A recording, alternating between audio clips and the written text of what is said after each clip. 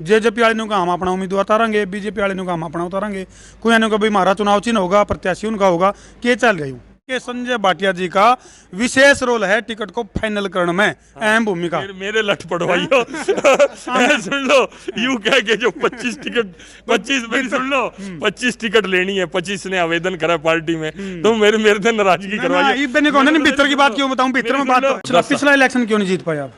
इसी बड़ौदा विधानसभा का पिछला इलेक्शन भाजपा ने क्यों लूज किया? लिख के देने में क्या दिक्कत है भाई? एमएसपी पे कोई हल्ला नहीं हुआ, इसको लिख के देने में, क्योंकि अपना हरियाणा में एक कहावत है, पहले बख्तम झूठी लिखतम साची। मिल गया उन्हें। किसान परेशान है, किते पोर्टल काम नहीं कर रहे, किते एमएसपी के ऊपर रोड़ा रबदा रहा है, किते उसकी कपास नहीं टाइम पर बिकती, जो सफेद सोना है उनका उन्हें ठाई गिरे हैं। जींद वाला इलेक्शन और बड़ौदा वाला इलेक्शन, वो भी उपचुनाव था, यू भी उपचुनाव है। फर्क क्या मानो इसमें? चुनौती किस तरह की प्रत्याशी के लिए या कार्यकर्ता जब फील्ड में जाओगे? क्योंकि कई सारे डमडमे हो लिए, पिपली कांड, सिरसा कांड, किसान अध्यादेश। सारे भाइयों ने राम राम भाई, मैं उधर देसी पत्रकार धर्मवर। इस टाइम भाई बड़ौदा विधानसभा हॉट सीट हो गई है, पूरी गर्म है, जमा तवे की तरह ताती बड़ा है। और इस टाइम भाई रात वाली हमारी देसी रेड है, जिसमें कि भारतीय जनता पार्टी का जो गोहाना में राजघराना में जो कार्यालय बना रखा है, इस पे भाई हमने देसी रेड मारी है। तो भाई उठा पटक का दौर भी चल रहा है, और भाई गहमा गहमी भी बढ़ रही है, और टिकटमबाजी भी चल रही है। उस टिकटमबाजी का भी बड़ा खुलासा कराएंगे भाई, टिकट आखिर मिलेगी किसने। तो भाई दिवाली से बन रही है भाजपा कार्यालय के ऊपर, हम देखोगे तो देखेंगे अड़ा कौन मिलेगा, और उस पर आडे टेढ़े और कड़वे खट्टे मीठे। और गोहाना में तो भाई गोहाना वाली जलेबी वर्गे सीधे सवाल लेवांगे आज हमारे गिले ये हैं भाई। पूरे देश की दूसरे नंबर की सबसे बड़ी जीत सांसद संजय भाटिया जी। हाँ जी भाटिया साहब, राम राम जी। अच्छा चलो, फोन भी मिला दे रहे हो आप, बदस्तूर जारी, मतलब काम भी चलता रहेगा, आप फोन मिला लो, हम सुरताल मिला लिया हैं। तो भाई मतलब यानी कि वर्किंग स्टाइल, वर्किंग मोड में है संजय भाटिया जी। और भाई इस बात के लिए खास पहचान है इनकी, अभी हमेशा वर्किंग स्टाइल में हैं। और भाई यू भाजपा का कार्यालय पूरा सजा रखा है, न्यों भी पूछेंगे इस सजावट का पीछे मामला की है। हाँ, ये सजा क्यों दिया अभी तो पहले। हाँ जी, हमारे दर्शक राम राम कर दीजिए। सबको राम राम भाई, सारे भाई। आजकल मास्क में नहीं बिना पड़ता कौन है कौन नहीं है। भाई मैं हूँ, मेरा गांव जुआरा, सरपंच सुरेंद्र आर्य। अच्छा, सरपंच सुरेंद्र आर्य, अलका बड़ौदा। ठीक चल रहा कार्य? बहुत बढ़िया भाई साहब, बहुत बढ़िया, मजा आ रहा है। तो यूँ इतना सजा क्यों रखा है कार्यालय? बस अब कार्यालय है, कार्यालय अभी इलेक्शन है, इलेक्शन के टाइम तो। हाँ जी भाटिया साहब, न्यू भीड़ी पतली गली तो ना लिखड़ो, कोई बात नहीं। मैं हूँ भाई साहब। हाँ बिल्कुल हूँ, जब हूँ जीबे तो यही तो सब तो बड़ी उपस्थिति है। भाई का सवाल पूरा हो गया, मैंने इसलिए मैंने क्या। तो भाटिया साहब सबसे पहले तो हमारे दर्शक ने राम राम कर दीजिए। राम राम जी, राम राम भाई साहब। तो भाटिया साहब यू ऑफिस तो पहले इतना चमका दिया, जमा सजा दिया, जमा ये तो कुछ डिक्लेयर भी नहीं हुआ कि मैं मामला नहीं, ये तो भारतीय जनता पार्टी का ऑफिस है, भारतीय जनता पार्टी के कार्यकर्ता यहाँ बैठे हैं। चुनाव कार्यालय तो जब कोई कैंडिडेट बनेगा वो अपने अनुरूप ही जो बनाएंगे चुनाव कार्यालय, ये तो पार्टी का ऑफिस है भाई साहब। अच्छा भाटिया साहब, जींद का दायित्व भी आपके पास था, यानी कि जींद की जीत का श्रेय लेने वाले भी आप हो। अरे बार अलका बड़ौदा की बात करें, वो तो आप नाटे जाओ, हमने तो मेरा है। जींद की जीत का श्रेय एक तो वहाँ की जींद के लोगों को है, जिन्होंने अपने विवेक से फैसला किया। और सबसे मैं धन्यवाद आपका भी करना चाहूंगा, आपने भी वही दिखाया जो सच था। मतलब हमारे ऊपर कार्यकर्ता का ठप्पा लगा छोड़ेंगे भाटिया साहब। चलो, आप तो खुद कह ही रहे थे उस दिन, तो आप तो कह रहे थे आप पुराने संगठन से जुड़े हो। हमें खुशी है कि आप संगठन से जुड़े हुए और आप पत्रकारिता में अच्छा नाम कमा रहे हो। हम तो सारे संगठन नाम तो जुड़ रहे हैं। ना आपने मेरे को अलग से तो बताई दी। निष्पक्षता से पत्रकारिता करो। एक बात आता तो भाटिया साहब रोटी सेक गए भाई। तो इन्हें बताओ, अलका बड़ौदा में जो टिकटमबाजी का दौर चल रहा है और 3 तारीख की घोषणा होली इलेक्शन की, तो अब तक क्या की बात देखो, न्यू बताने क्या तो प्रत्याशी कौन है? नहीं देखो, 16 तारीख लास्ट है फॉर्म भरने की, और हर पार्टी का अधिकार है कि 16 तक विचार करके अच्छे से अपनी रणनीति के तहत टिकट को अनाउंस करे।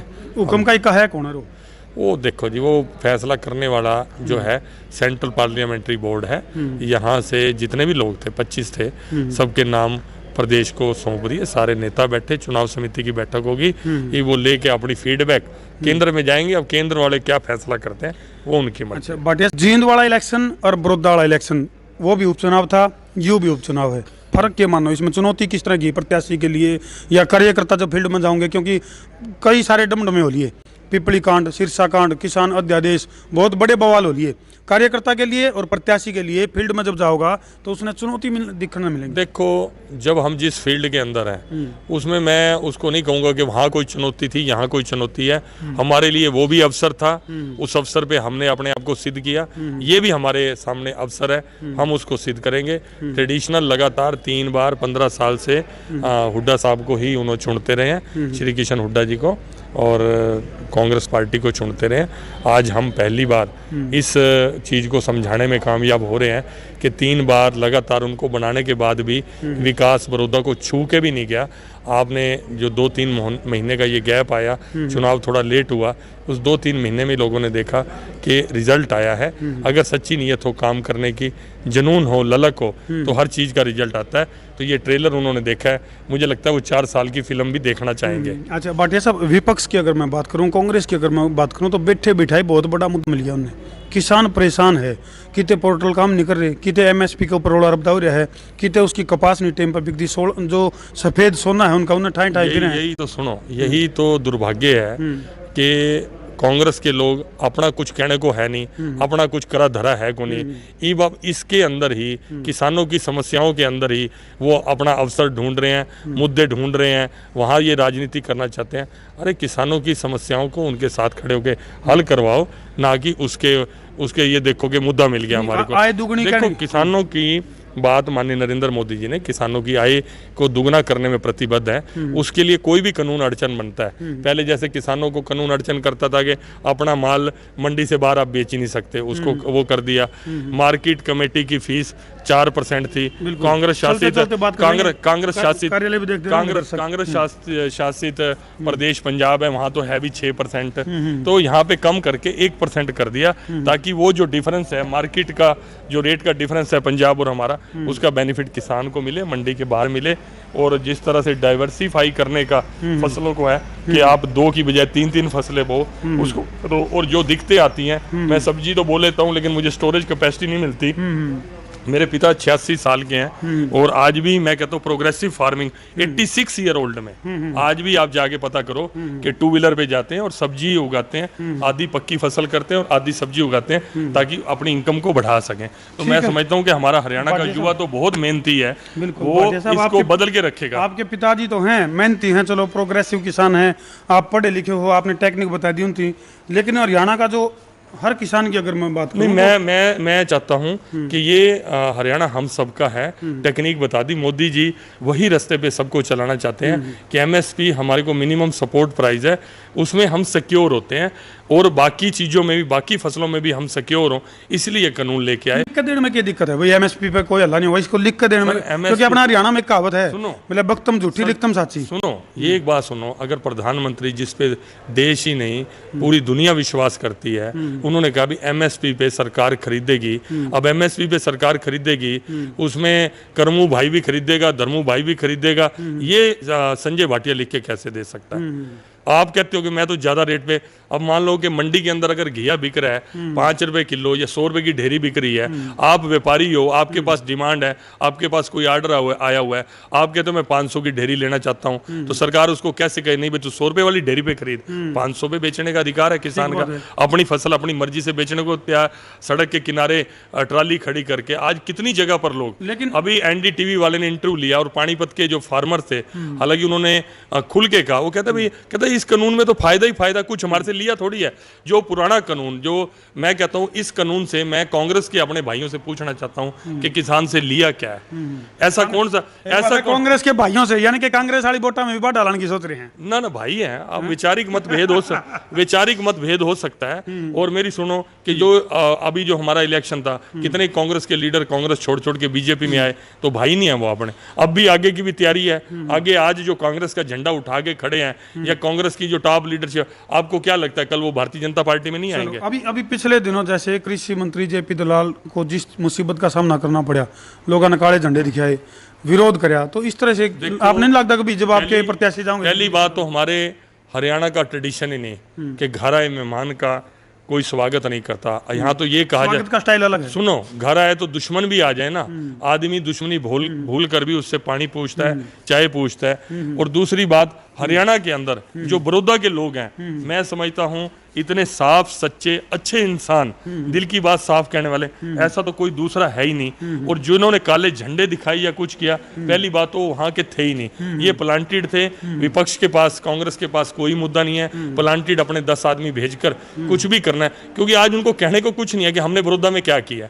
या तो कांग्रेस ये बोले कि हमने बड़ौदा में ये काम किया, बीजेपी वालों ने कुछ नहीं किया, तो वो वोट के हकदार बनते हैं। हम कहेंगे उन्हीं को दे दो वोट। पिछला चुनाव आज जो 10 साल कांग्रेस का राज रहा, हुड्डा साहब जो बोलते थे कि ये बड़ौदा मेरा एक घर किलोई है और मेरा दूसरा घर बड़ौदा है, एक घर में और दूसरे घर में एक घर टूटा फूटा छोड़ दिया, एक पे आपने बंगले खड़े कर दिए, ये तो अच्छी बात नहीं है ना। विकास तो होया है, बंगले तो खड़े हुए। मैं तो वही कह रहा हूँ ना, इसका भी लाख नंबर, वो भी सुनो, 1 किलोई में 1 किलो, यहाँ बड़ौदा के भी तो अपना ही परिवार था, परिवार के एक हिस्से को तो आपने चमका दिया, परिवार के दूसरे हिस्से के साथ इस भेदभाव का हिसाब उनको इस इलेक्शन के अंदर देना पड़ेगा, क्योंकि यहाँ के लोगों ने दिल खोलकर बिना किसी शर्त के 3-3 बार इनको वोट देकर विधायक भी बनाया। पिछला इलेक्शन क्यों नहीं जीत पाया आप?